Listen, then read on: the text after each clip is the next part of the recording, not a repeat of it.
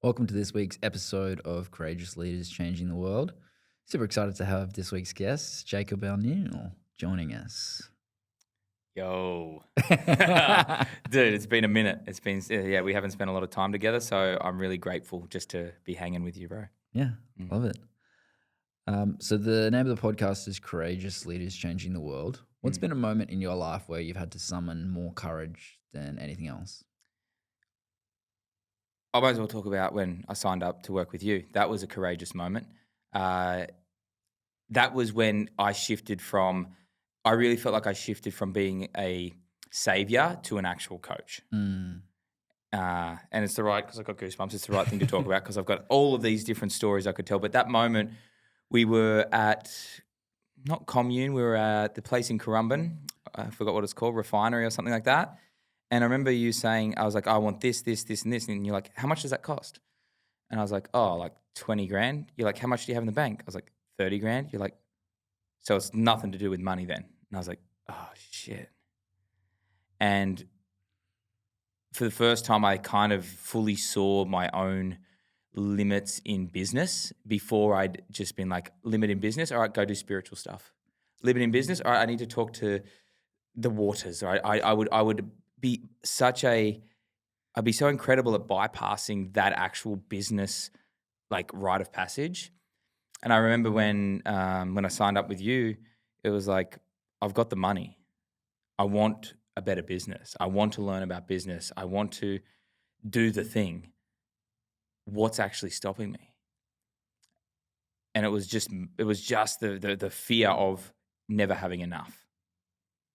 And that courageous move, like just dropping, a lot of my cash straight into 12 months with you, changed the trajectory. And the first thing I had to do was like cancel my main thing. You were like, all right, that has to go. And I'm like, all right, okay. And that had to go. And what it really symbolized was like me really stepping away from everything that I knew and starting fresh. And I think it was within 3 or 4 months, I hit like my highest cash month, and then I kind of felt like after pushing so hard, I finally found a place where I could where I was being shown things that I didn't necessarily intellectually know, but I was feeling the need for them. And like once I got in the room, I was like, oh, oh, oh. And all it was is like, and I think it was a humbling as well, because I was just like, I'm just gonna shut up and listen, and I'm gonna do what I'm told. And for someone who likes to give a middle finger to any form of authority, and it would always be like the start of day 3 where you're like, "What's up, Jacob? Like, I don't want to fucking do it anymore, Cody. Fuck you. I hate you." And then it'd be like my little brat would come out and I'd throw a tantrum. You'd just be like, "Okay," and I'd come out the other side like, "All right, I just want to do what I want to do," and you'd be like, "We'll do it." And I think that for me, like if I was to really say a courageous moment was be like, "Hey, I want this business to be successful, and I don't want to burn out and be a savior anymore. I actually want to look after myself," which is huge for someone like myself who has always played out the everyone else is more important than me. Mm. What would you say to people that like are journeying that? It's such a common thing in the coaching industry to play out that savior complex. What would you say to someone who's journeying that? I would say that it's like a necessary part of like you have to be this. I don't know anyone that doesn't have the savior complex that doesn't end up becoming a coach. Mm. Everyone that I've come across has at some stage played out. I need to fix, solve, change the world, and I was very much that. What I would suggest to people in those moments is like go to where you do not want to go. Like whatever the thing is that you feel that you judge the most, go and do that. Like all your outfits, the way that you do all your events in like the conference rooms, and I'm like no, has to be out in the rock pools or it has to be completely void of any man-made structure, and we're not gonna we wear navy or black or green. That's all we wear, and it's got to be this. And like for me, I was like, fuck, man. I had to actually stop and be like, the thing I'm judging the most is where the treasure that I seek is. And I was so I think I also just got sick of my own bullshit. And I also just came to the fact that, like, hey, I actually have a family. Oh, I have a wife, and I have I want to have a family. And for me to have those things, I can't keep giving myself away to the world. I have to actually contain myself, cultivate my energy, and use it appropriately. So boundaries was like the biggest thing for me, which I think is what a savior truly needs. Needs to learn how to use boundaries appropriately. You don't need any more uh, giving or any more like service, service, service. Service becomes this like leaky energy where you just move around the space without really actually.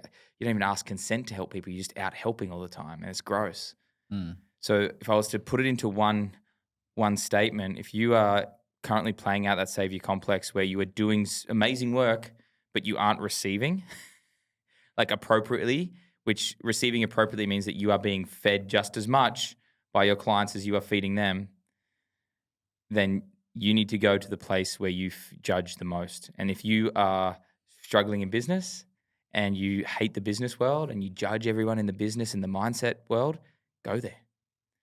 If you haven't spent time in nature and you're at every single NLP, every single rah-rah event, every single big event, maybe you need stillness. Maybe you need to come and actually connect back into spirit in this way.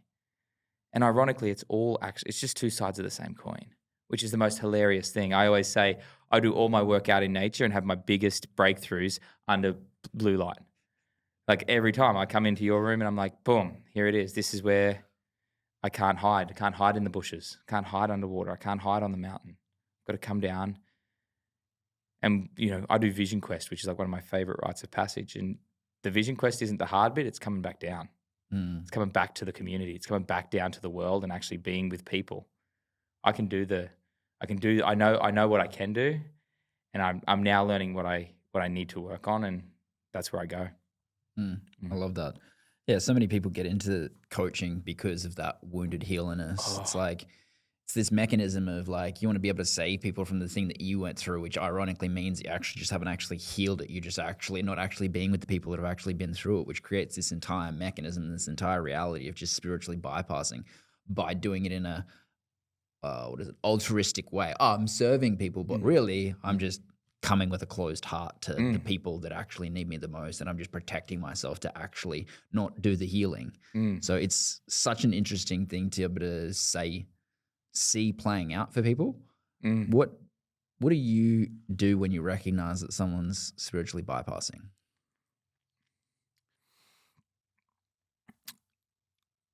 First of all, always ask consent. Because one of my big gripes, just as a side tangent, I'm very trauma informed. Ask consent. One of my big gripes with like NLP is just like you guys could learn a thing about consent.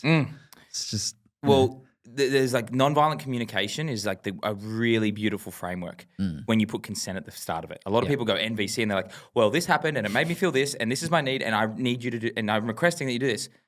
It's like, dude, you missed the part where it's like, hey, are you even open to this conversation? So one of the ways that I like to think of myself as a soft sledgehammer. It's like I'm gonna hit you, but I'm gonna hit you with love.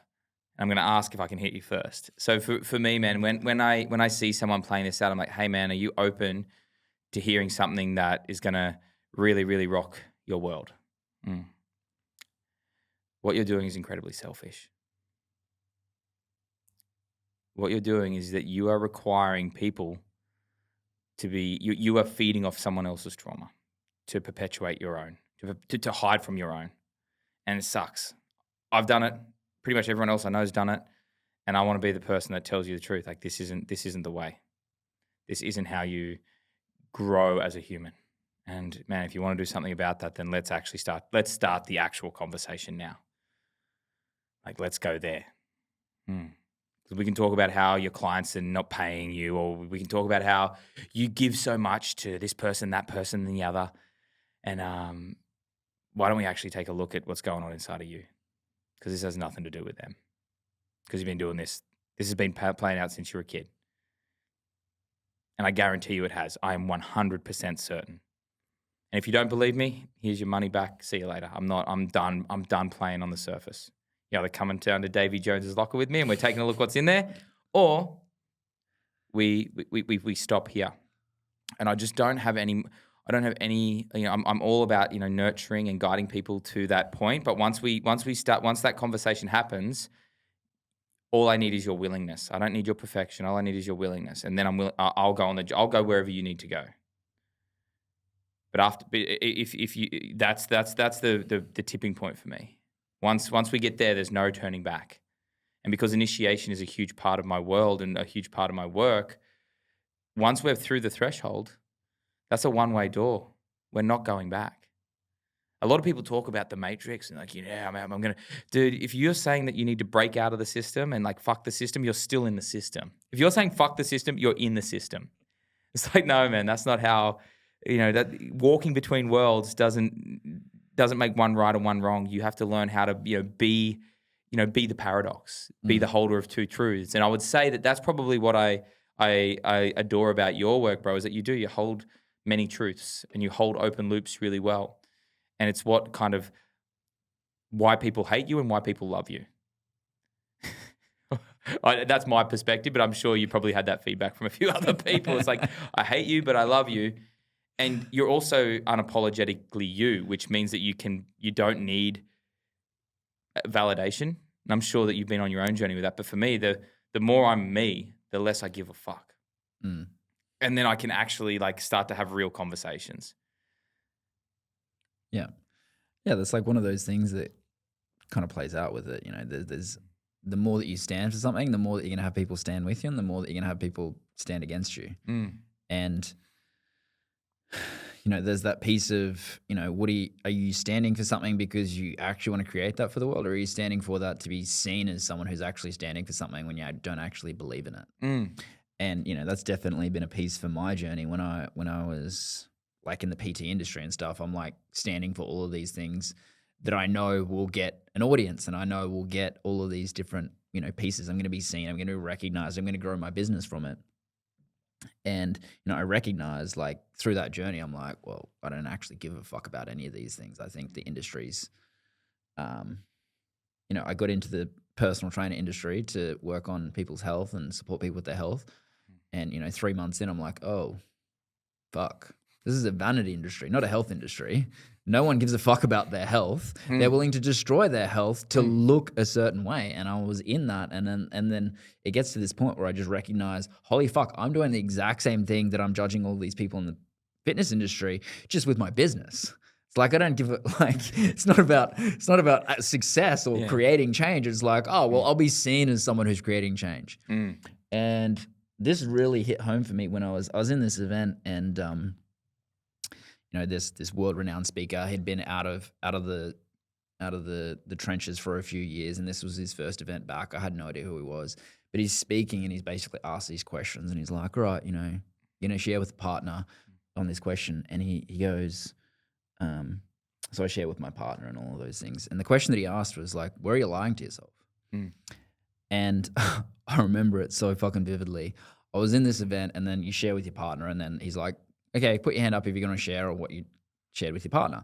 And, he's we celebrate the people who share, and then I'm the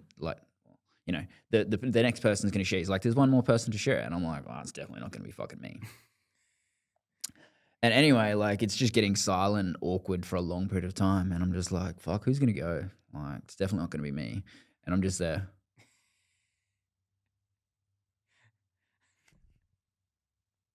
And my hand goes up.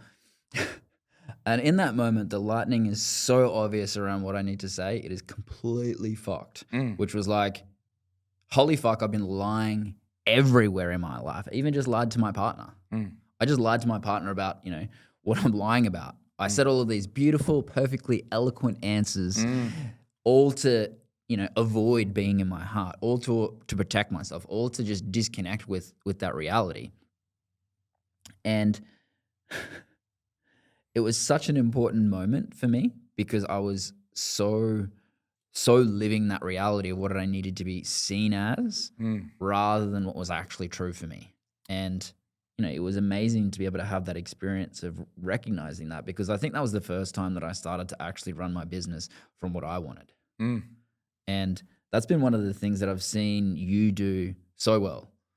You run your business from what you want. You run your business from all of the things that is going to create impact. But it's also like, all right, well, this is the thing that's for me. I remember having a conversation with you once about creating TGOM. And I'm like, well, you know, these are all of the things that are going to go wrong with all of these pieces. This is what you're going to run into when you run a big event like this. This is what's going to play out. And you're like, yep.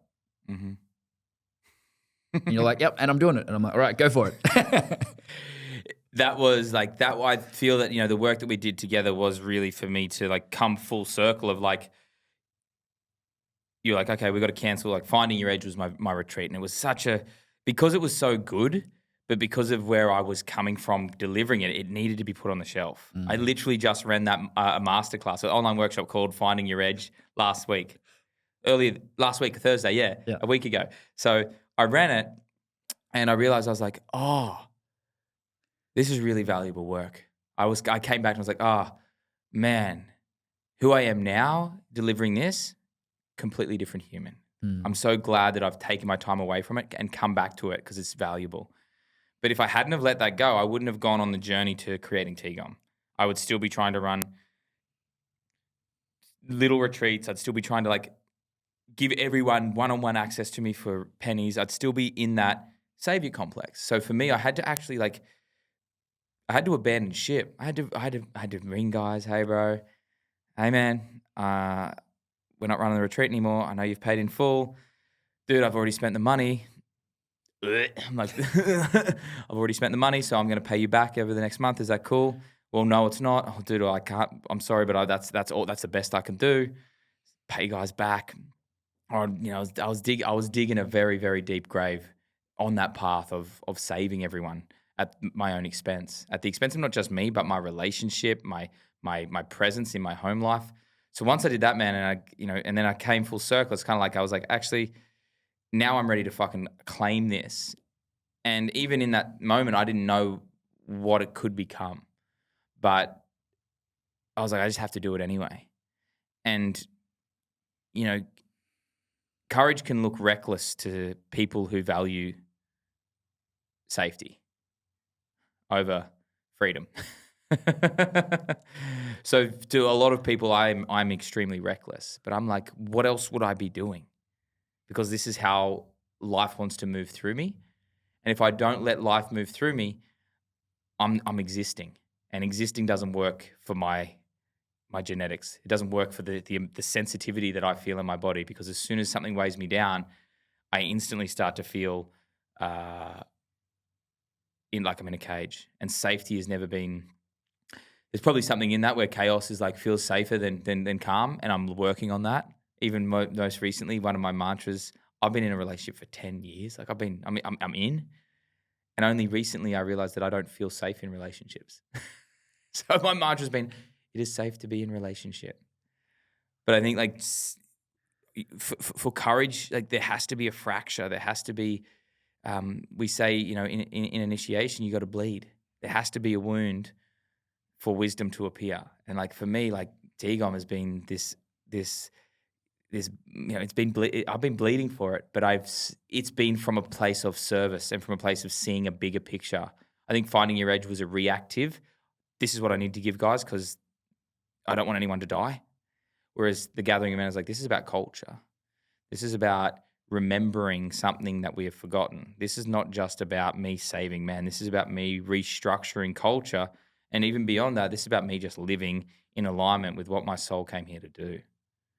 And that's way different. It's a much different energy than, I just need you to be here. I see you, bro. I got to do this for you. Yes, man. Come in, brother. It's like, nah, man, like this is the movement. If you're in, you've got to choose to be in yourself.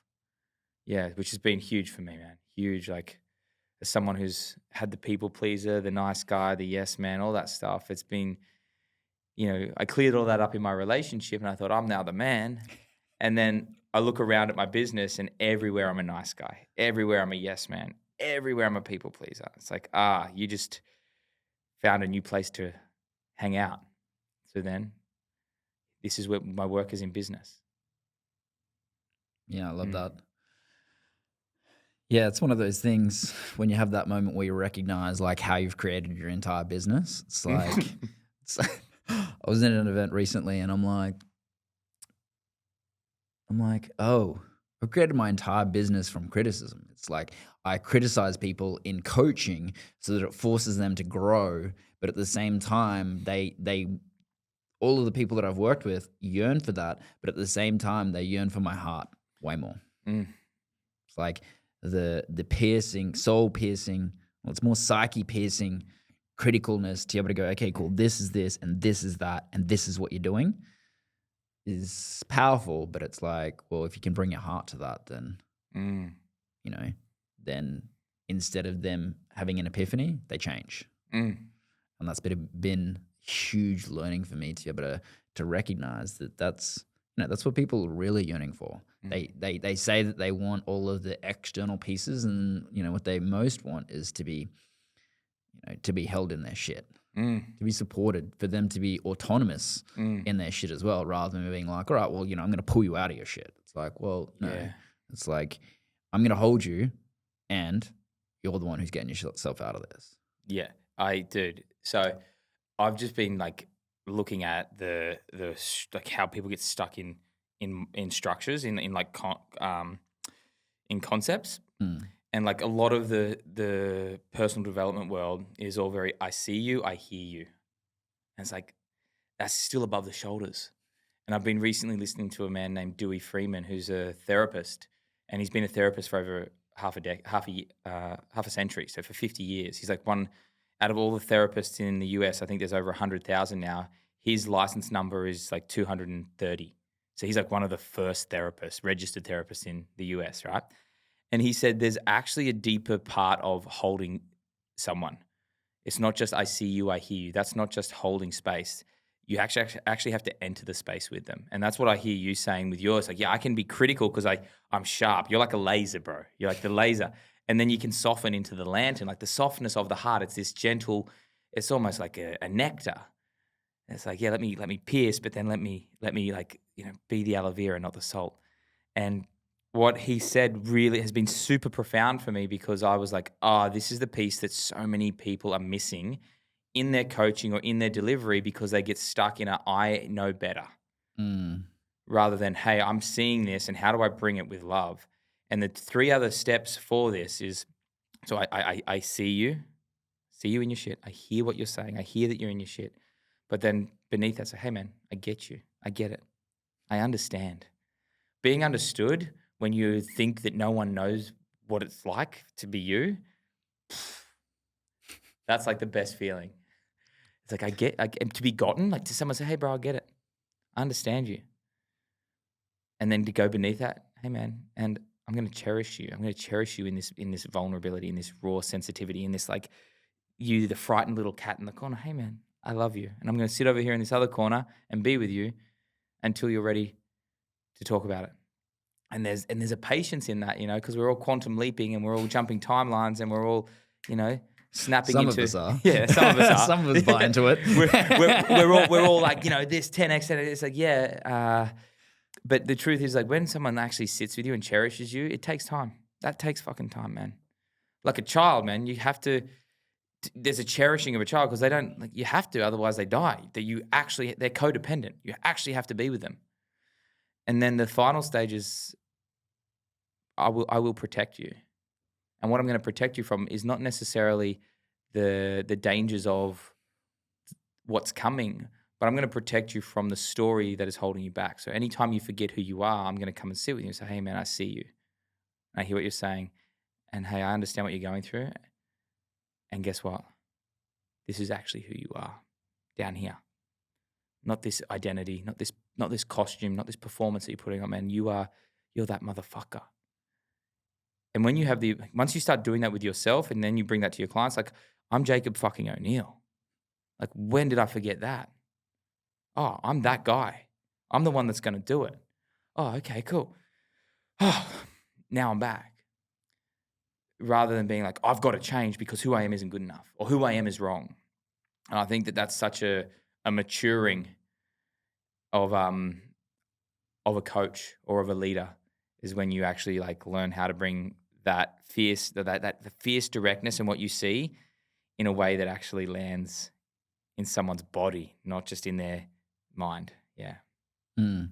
Yeah, I love that. The underlying kind of wounds of all of the work that, I do on myself and the people I do with it. It's like where they feel unseen, where they feel powerless, and where they feel misunderstood. And that's like the exact thing that you're speaking to, because so many people have that experience where it's just like, you just don't get me. That's the story they run. You just don't get me. You don't get it. All of these pieces becomes this narrative that protects them from actually opening to receiving what's actually there. And I think like as you're sharing that, I'm like, there's like an entire modality in like 2 words. It's like get and God. It's like, I get it, I get you, and I get all of the experience, and I've got you. Dude, that's like, what do we say to I got you back, bro? Yeah. Like that, man. Like someone's got you 6. Yep. Like in relationship, I'm sure you and Jody have had this, but like when Meg's like whispers the truth in my ear and says, "You're Jacob O'Neill. Stop forgetting that. Go kill for us." And I'm like, oh yeah, there it is. Like, it surges through me. It's like, oh man, someone's got me. When I forgot, you got me back. Like that is such a.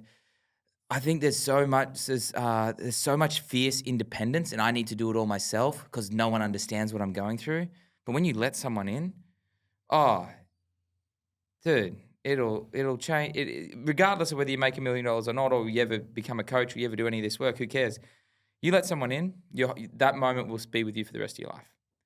I recently have been pondering on this sort of phrase that I've been trying to get into something that's going to go viral. I'm trying to like work out what's the viral quote. I'm trying, but I was like, we don't. I realized that I'm not going to teach my son how to love by what I give, but more so by how I receive, and the humility and the graciousness and the willingness that I have to receive love, because he's watching, and I can go out and give, but if I'm not receiving and I'm not allowing life to give me what I'm asking for, then what I'm doing is I'm not giving love. I'm like trying to earn.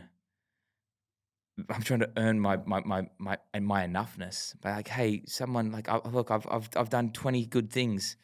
Then I've done enough to get into the club. Please love me. Please respect me. Please validate me. So for me, like this ability to receive, like that's what, to be gotten.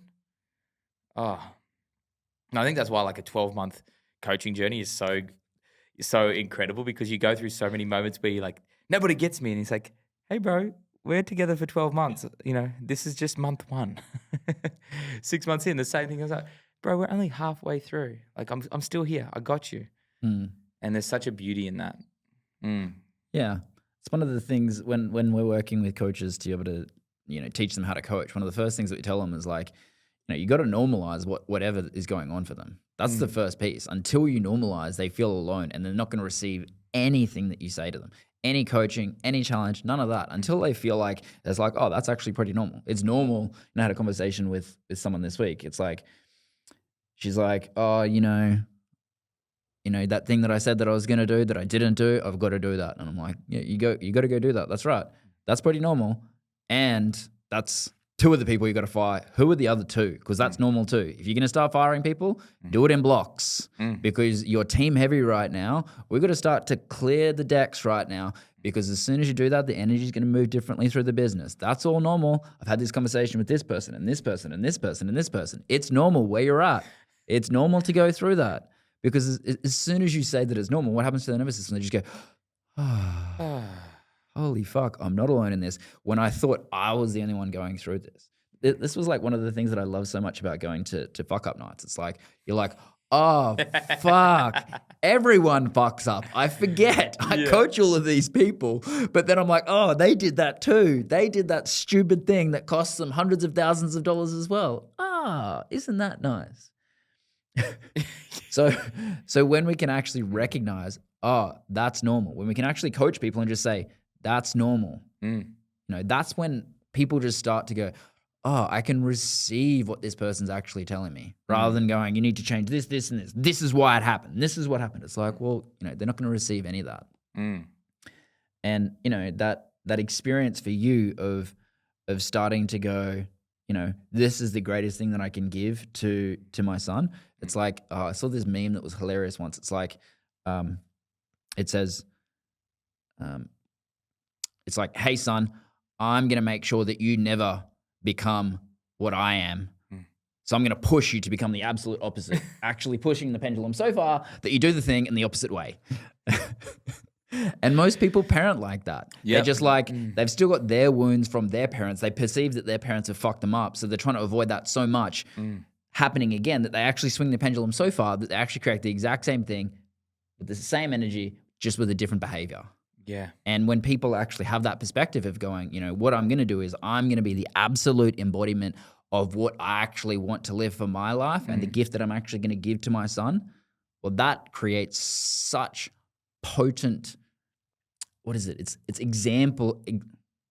exemplification. I'm creating that word right now. I'm making it up. Exemplification, that it just amplifies all of the things that you're doing, because then they can actually receive that rather than being like, hey son, you need to be strong. You need to be, powerful. You need to be able to hold the women. It's like, okay, sure, dad. Dude, we have and like the way that we're working now is we build out the Embodied Man Institute. So this is our overarching company that creates education, initiation, and brotherhood for men. This is what we're about. This is the thing that TGOM's underneath and Sacred Rage is underneath and our academy's underneath. It's like, we've finally got something that feels big enough to hold the key pieces, right? But one thing that my brother Ryan, who's running this with me, he says our intention and our hidden agenda with all of what we're doing is for you to become the youest you of all yous. We don't want you to be more like Jacob or more like me or more like Luke or more like Scott, more like Ryan. We want you to just be you. That's the actual prayer that we have with our men's work stuff. We don't want men to be strong, this, that, the other. And there's a pretty strong movement right now. This is what men need to be because men have been told that they're wrong for this. And it's like, I can see that, but are we not just swinging the pendulum back? Are we not just like pendulating again? Can't we just like actually do the deeper work and be with the tension and hold the poles? Like, can we actually do that? Become, like, I call it becoming the mountain, like a wide base. But guys want to know, this is what men are. No, this is what women are. No, this is what that is. And it's like, well, no, we're not. It's like, bro, what if you were just you? And then normally for most guys, when you're just you, the qualities of the masculine come through. The qualities of the feminine are there as well. And you cultivate them within you, or you are able to relate with them from a deeper place. And that's been a beautiful thing for me to allow myself to be with, because the more I'm me, the more Oisin, my son, is going to be Oisin, the more Meg is going to be Meg, the more all of my bros are going to be who they truly are. And then we get to receive each other's gifts rather than just being in like this, like tit for tat. Oh, well, you did this, I'll do that for you. Ding, dong, ding, dong. We're not actually like living our unique gifts. So we never actually get to experience like some soul connecting shit, which is, why I love being in your room and why I love coming in and being me in your room is that, we have profoundly hilarious moments that are just like, how did we get here? Well, because we kept going to the deepest parts of ourselves. And when you're in a room with people like that, there's nothing like it. You can't, there's nothing, it's ineffable in its, because it becomes such a momentary thing. And then it becomes, then from that place you can move. And that's where I want to always be moving from. Not always going to be there, but if I can get back to that place regularly and make my big decisions from there, then all the little decisions become just the next step. Yeah, I love that. And, that the piece of that is like, normalizing. When we're normalizing, we're allowing people to make sure that they recognize that they're not alone. And that's the same thing that plays out with community. It's like when you're in rooms like that, it's just like, oh, I'm not alone in this. That I remember I was doing this course once in the fitness industry, and basically what they're saying was a copywriting course. And he's like, it's got nothing to do with health, it's got nothing to do with fitness, it's got nothing to do with any of those things. The only reason why people go to the gym is so that they don't end up alone. And I'm like, holy fuck, that is so true. Most people just never want to end up alone. So they go to the gym so that they get a good partner, or they're in the community there so that they don't feel alone. The entire mechanism of all of that was like, I'm going to avoid feeling alone. So I'm going to go do all of those things. So in the work that you do, how critical is that community piece so that people don't feel alone in their journey then? It's without it, it's not viable. Without community, I don't think life is worth living. Truly. Like without family, without loving people, like I don't actually think that's true living. I think that is I don't see the value in it, and I don't have the perfect answer, but I fucking love people. And I love laughing with people. I love crying with people. I love dancing with people. I love singing with people. I love eating dinner at the dinner table with people. And for me, it's and this comes down to what I'm having another one of those moments too, Cody, where I'm having everything is affirming what I already fucking knew, which is everything is about relationship. Everything is about our relationship with whatever it is we're interacting with. And I'm learning that that's actually I'm really good at relationships. And what I realize is that I value relationships. I value and that for me, with all the spiritual work that I've done, it's all, everything that is that I've learned comes back to relating. How am I relating with the can? How am I relating with you right now? Am I open? Am I willing to share stories? Am I willing to receive you? How am I relating with this moment? How am I relating with my wife and my son? Where's my awareness? Is it on there? Is my awareness on my bank account? Is my awareness on, my family? I wonder what, can I actually relate with those things in a way that's healthy for me? And I think a lot of people have been sold the belief that we are sovereign beings, and they take that so fucking literally that they think that they don't need anyone else. They don't need anything else. I don't need you. I don't need you. I'm not anxiously attached. I don't need you. I'm avoidant, but I'm independent actually. And if I look at a lot of the developmental stages because I just love boyhood. I think it's such a rich and fertile ground for us to go back and find some really awesome gold nuggets. And developmentally, from 0 to 7, we go from codependence to counterdependence to independence. And it's not until after 7 that we start to develop interdependence. But by the time we're 7, we've locked in the subconscious. So what happens is guys will normally go codependent, independent, codependent, independent, codependent, independent, and they bounce back and forth between stage 1 and stage 2 relating. And they never get to that stage 3 where it's like we are all one. I am me, I am you, codependent, I am me, independent. No one ever goes into the I am. Like, I am here. And right now I'm relating with you. When I go home, I'll be relating with Meg and O'Sheen. So for me, I think a lot of people have been sold that sovereignty is the key to happiness, but they don't know what sovereignty actually means. Sovereignty means that you are a part of everything. Therefore, you are connected to everything. One of my favorite sayings from the lineage that I work with, and I'm going to do my best to say this correctly. It's aho mataki oesin, and it means for me and all my relations. So when we pray for me and all my relations. And for all you heroes that are breaking the chains and, protecting your children from your parents and you're changing breaking the chains, I hate to let you know, but like when you heal, you're also healing for your parents and your grandparents. Healing doesn't go one way. So at some stage, you're going to have to integrate what came before you. You're not healing if you're still holding up the shield. Just because you're holding it up backwards doesn't mean you're still holding up the shield. And for me, there's like a fierce severing of lineage and of ancestry. You cut yourself off to your father or your mother. You're cutting yourself off all the way back to source, which is a crazy thing to think about. And when you actually turn around and you say, fuck you, but thank you, and I'm doing this work for me, and if I do it for me, then it has to be for you, and then it has to be for them. Because we're all related. We are all connected. For me and all my relations, Hoka, hey, today is a good day to die. Let's go. Let's live. Because one day we won't. And we'll be back in the cosmos or wherever you think we're going, and We'll be all connected in this beautiful, enlightened state.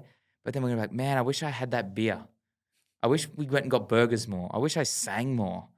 I wish I laughed more. I wish I actually stopped and watched the sunset. I wish I got to enjoy being separate from things so I could experience their beauty outside of me as something different that I then got to receive, which just reflected back that I am beautiful. And that, like that man, that when that all that sort of stuff, a lot of the work that I do is taking guys out of stage 1 and stage 2 into stage 3. And it's normally when they're going between, they're in a this or that relationship with their partner and their business. It's like, what do I choose? I can't. And it's like, this is the paradox, bro. It's like you get both. No one told you, but you actually get to have your cake and eat it too. You do get to have, and I love when I crack people and they're like, I actually want to get married and I actually want a family. I'm like, yeah, you do. And you're going to crush it in business? Yeah, yes. I'm like, yeah, all of it. You get to have all of it. And it's going to be hard at times. And it's going to be difficult.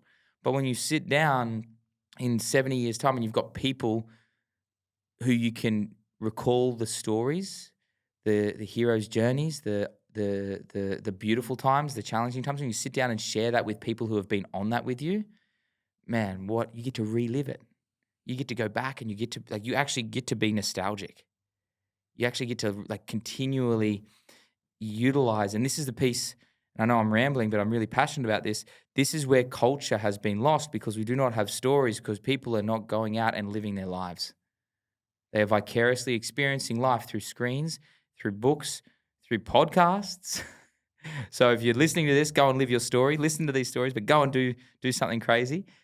But we've become vicarious beings rather than embodied experiential beings. And that's what I love about you is so I'm having a kid and I'm also running more events than I've probably ever run. And I'm probably running the longest container that I'm ever running. And Jackie's here and yep, she's going to run the cacao. And Jacob, here's Max. And I'm like, all right, this is a man that refuses to fracture his world. And I'm like, bring it in, bring it on. Lino rocks around with his son Osh. Kalia is in as the videographer. I'm like, bring him in.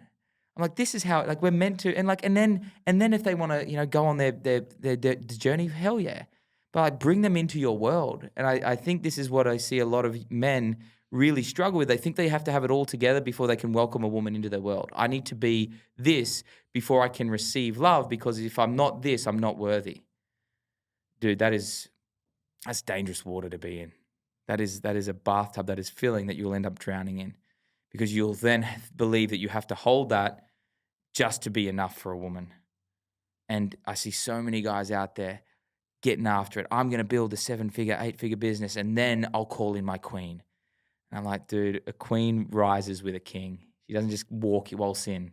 That's not how this works. And to see, I always like to think I put myself around people that I'm inspired by because of their values and the way that they live their values, not just that these are my values, but the way that I see you choose family and you choosing to get engaged was just I just loved that for you, bro. I love that for what I felt for you guys, because I just saw you choosing each other in every other way. You had the beautiful, Max, you had the, incredibly growing and fertile business. And then it was like, okay, you guys have chosen the business. Okay, you've chosen the next generation. And now you're choosing each other. It's like, oh, you could have easily just not done that. And I think that's you get to have it all. And men get to understand that you get to have it all, and you get to spend the rest of your life cultivating that. You don't ever just finish business and then start relationships. Finish relationships, start this. We don't compartmentalize anymore. We bring everything in, and that's what I think when everything collapses and comes together, it's a beautiful experience. And that's for me what I just have this dream of that being my reality. Where there isn't this separation. Yeah, I don't know where I was going with that, bro, but I just got a little bit pumped. Love it. Here for it. The entire time that you were saying that, I'm just like, fuck yeah. Same. I'm like, that's the core essence of the work that we do when we're doing transformation work. It's we've got to recognize all of the pieces and places and areas where we've been separate so that we can actually come back to ourselves, so we can come back to the thing. All of the times where we've said that we're sovereign, but actually just, codependent. It's oh, okay,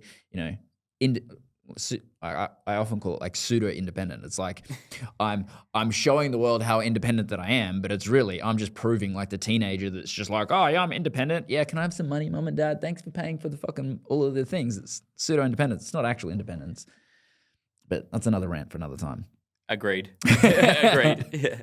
Like the piece is like separation is so critical for us to be able to recognize who the fuck we are. It's like we need to be able to forget who we are so that we remember who we are. You got to forget you Jacob fucking O'Neill to be able to go, holy fuck, this is what I'm here for. And it becomes that polarity and that paradox of that dance that plays out unendingly for us to be able to return to like ourselves. And most people are so engrossed and ingrained in being outside of themselves that they don't actually ever come back. They're too busy keeping everything separate to actually like let life in and let life permeate through them and pour through every cell of their being so that they're so present that they're just in that moment. And, you know, the entire time that you're saying that, I'm like, you're describing what it is, the journey that we take people on when we take them through holographics. It's just like, you know, most of the work is the same, different labels, different experiences, different journeys, all for us just to come back to ourselves, all for us to be able to recognize where we've come from our ancestors, to be able to, you know, when we do holographics, we start with your parents. You got to recognize where you're coming from so that energy comes with you. Because if you're unconsciously fighting against it the entire time, you've got this like brakes on. You want your ancestors to be fucking right there with you in that fucking moment, every single fucking moment, so that you're just fucking plowing through life with all of their energy lifting you, rather than you subtly turning around and going, yeah, I didn't like how you fucking didn't pick me up that one time quick enough. It's like, okay, cool, great. How's that fucking going for you? Clear it up with your fucking family so that you can fucking live your life. Most people don't live their life. They live their fucking parents' lives. They live their parents' unfulfilled dreams. And when people actually start to live their own life, that allows them to actually relate to life, which is exactly what you're sharing. It's like how are you relating to life, how are you relating to every relationship that you have, all the things that you perceive that are separate, that are really just fucking you.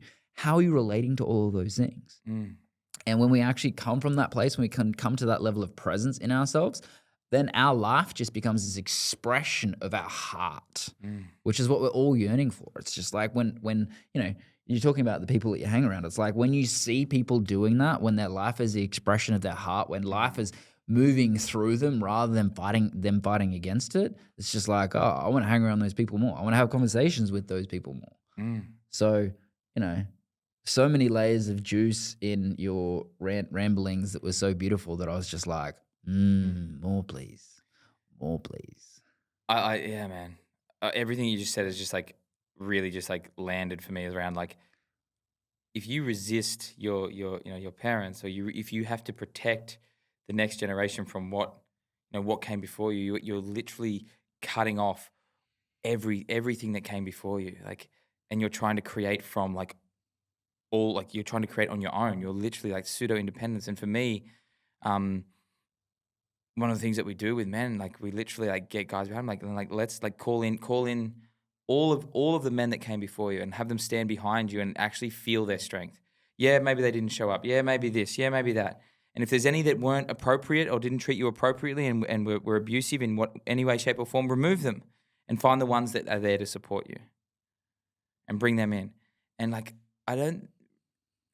I truly don't think men realize just how supported they are by spirit, and if they truly let themselves receive that, they would be more courageous in how they choose to live their lives. And I think that would be what I feel would be more sovereign rather than this angsty teenager saying "fuck you," but then also it's like "fuck you, dad," but mum, can you like can I have some money? And it's like "fuck you, dad, mum," and it's like it's a dynamic that plays out in a really and then you have to and then that plays out. I've been talking about how men will, you know, their business will be their surrogate father, and their partner will be their surrogate mother.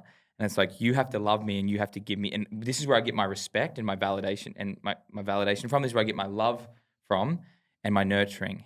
And then we literally just create another version of childhood to try and get what we didn't get.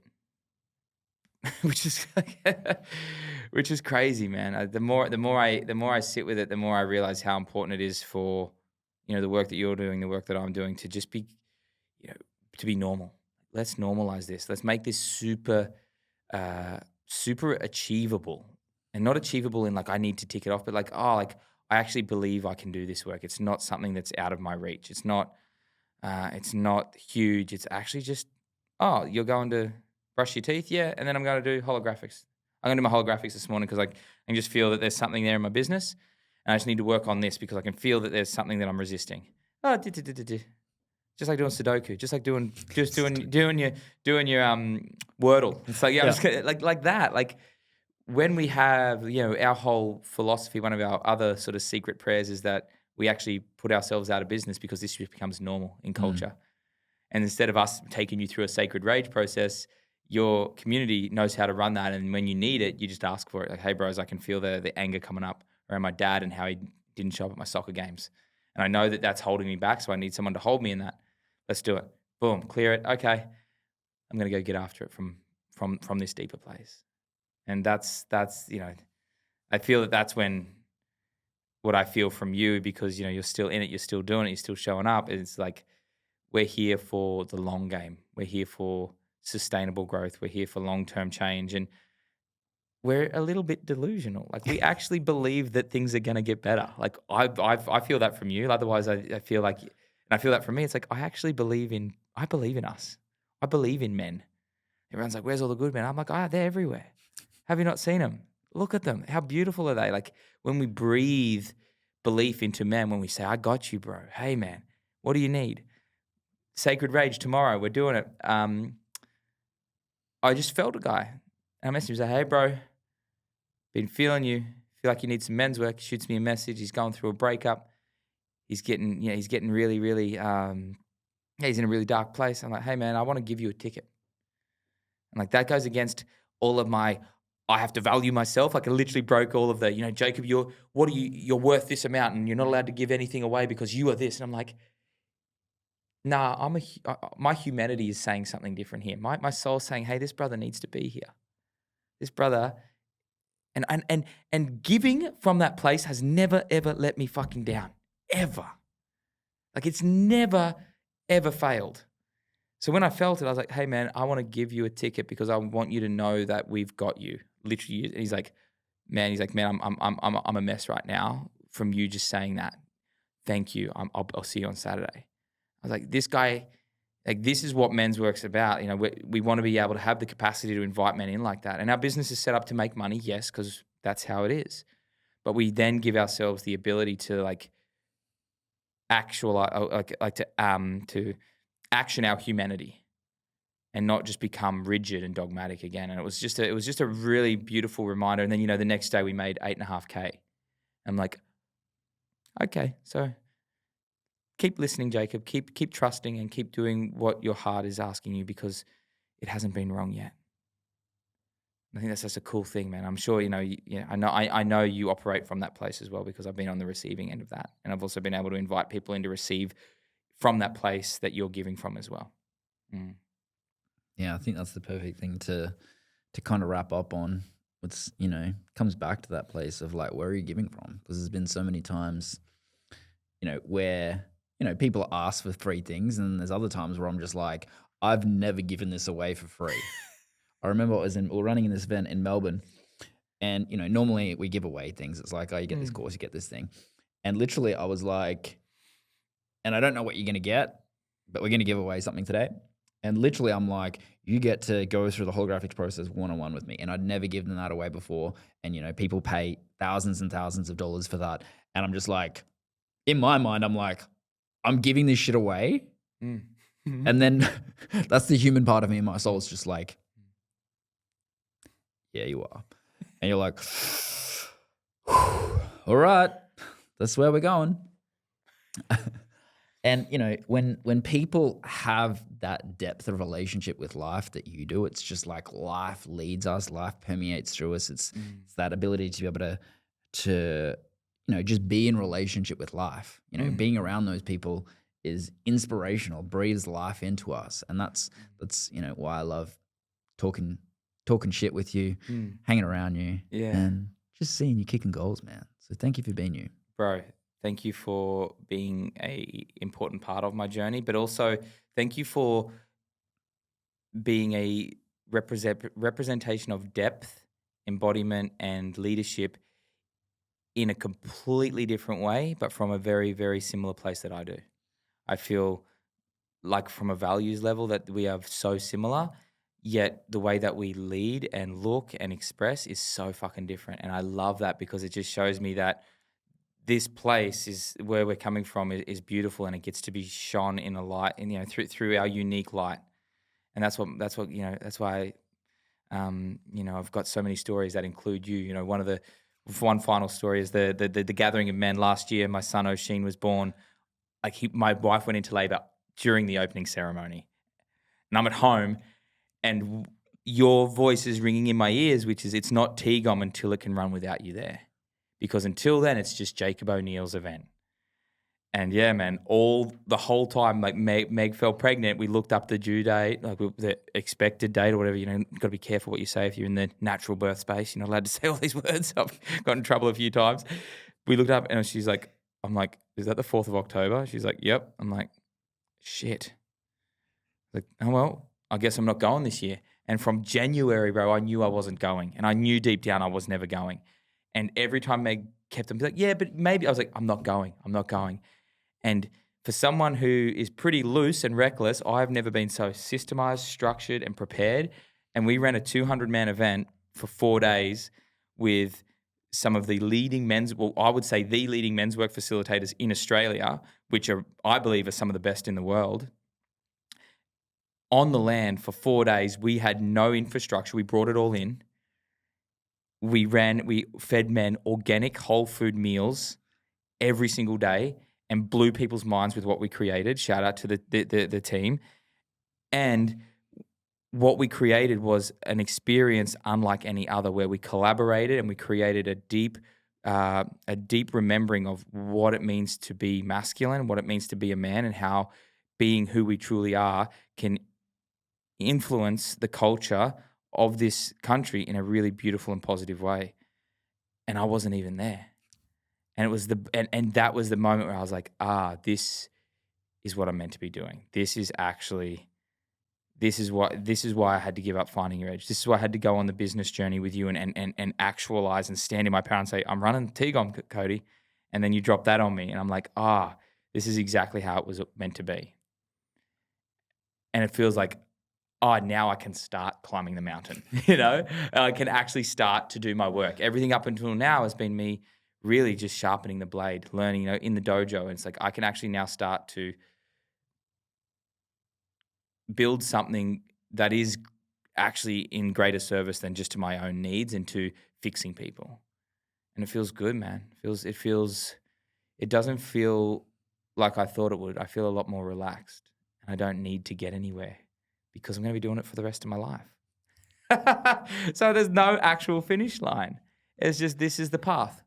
And I'm going to take the next step. I'm going to go home. I'm going to sit with my son after this. I'm going to probably post on Instagram. I'm probably going to message a few people, and then I'll go to bed.